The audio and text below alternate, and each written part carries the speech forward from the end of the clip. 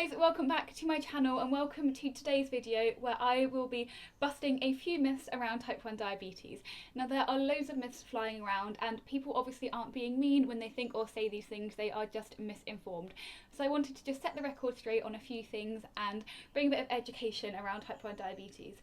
Like I said, there are so many myths, so if I've forgotten any in this video, please do let me know down in the comments below. But for now, let's just get straight into the video. Myth. You get type 1 diabetes from making unhealthy lifestyle choices, like eating too much sugar or being overweight and obese. Fact. Type 1 and type 2 diabetes are two very different conditions. Type 2 diabetes, yes, can be caused by lifestyle factors such as obesity or old age or a variety of other factors, but type 1 diabetes is an autoimmune disease, which means the body has decided to attack its own cells, specifically the cells in the pancreas, which means that we cannot produce our own insulin. Type 1 diabetics have done nothing to contract this disease. It's often thought to be something to do with your genetics and potentially also an environmental factor like stress or an infection or illness that can cause diabetes, type 1 diabetes, but it is not type 2 diabetes and it is not caused by eating too much sugar or being overweight. Myth. Type 1 diabetes is just like the common cold. It can be passed from person to person, so you should never stand too close to someone who has type 1 diabetes. Fact. Although type 1 diabetes can be sparked by something like an infection or illness, it is not contagious and cannot be passed from person to person. Like I said, it's often already in the genetics and there isn't a specific disease that causes type 1 diabetes. It is just often an infection can trigger the cells to start attacking themselves. So it is not contagious, it cannot be passed from person to person in that way. Myth.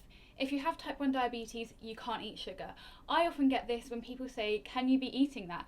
I used to get this all the time when I was younger, and friends' parents would ask me if I should really be eating a cookie or something like that. It would be really ironic because then they'd offer me a piece of fruit instead, which has so much sugar and carbs in it anyway. Fact. People with type 1 diabetes can eat whatever the heck they want. Having type 1 diabetes doesn't mean that you can no longer eat sugar. It just means that you have to match the insulin that you are injecting or having through a pump to the amount of carbohydrates in the food that you are eating. There are lots of complex ratios that you have to work out, but the bottom line is you can eat whatever you want when you have type 1 diabetes. Myth. This thing on my arm is a nicotine patch. Fact. This is not a nicotine patch. This is a Freestyle Libre flash glucose monitor. You can get flash glucose monitors and continuous glucose monitors that are used by type 1 diabetics instead of a finger prick to monitor your blood sugar levels. If you want to know more about these, I do have a video all about the Freestyle Libre, which is what I have, how they work, why I love mine and why I recommend it. So if you're interested in that, then go and check out that video, which I will link to this one. Myth. You can cure type 1 diabetes with so many different herbal remedies like cinnamon, turmeric and even herpes medication can get rid of your type 1 diabetes. Why haven't you tried it yet? Fact. If these herbal remedies work, do you really think anyone would still have type 1 diabetes? No, we would all be eating all of the turmeric, cinnamon, any herbal medicine you can give us. They do not work. The only thing we have to manage our diabetes is insulin.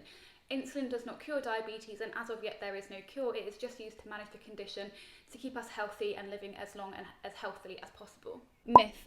People with type 1 diabetics are at such an advantage when it comes to building muscle because insulin is anabolic, which means it builds muscle a lot quicker.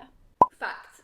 If you're not diabetic, you produce your own insulin anyway. The difference between being diabetic just means that you have to inject your own insulin. So really we are at no advantage in terms of building muscle because we just inject the insulin to match to our food. If we decided that we wanted to try and build muscle by injecting more insulin, this would be really dangerous, really stupid and not work because all it would do is give us a low blood sugar which can lead to a coma, fainting and death. So no, diabetics are not at an advantage when it comes to building muscle. Myth. Injecting insulin makes you put on weight. Why would you ever want to inject insulin if it's going to make you fat? Fact. Just the same as for the previous answer, we just inject our insulin, whereas other people would have insulin produced in their body naturally. So injecting insulin does not make you put on weight or put on fat. Insulin is just a hormone that we just have to provide ourselves because our pancreas can sadly no longer do it for us. If insulin made us put on weight, then everyone in the world would be putting on weight. Myth. Type 1 diabetics can't do strenuous exercise. It's just far too dangerous and can cause their blood sugars to crash. Fact. Just like the fact that type 1 diabetics can eat whatever they want, they can also do whatever they want. And type 1 diabetes does not stop you from doing anything.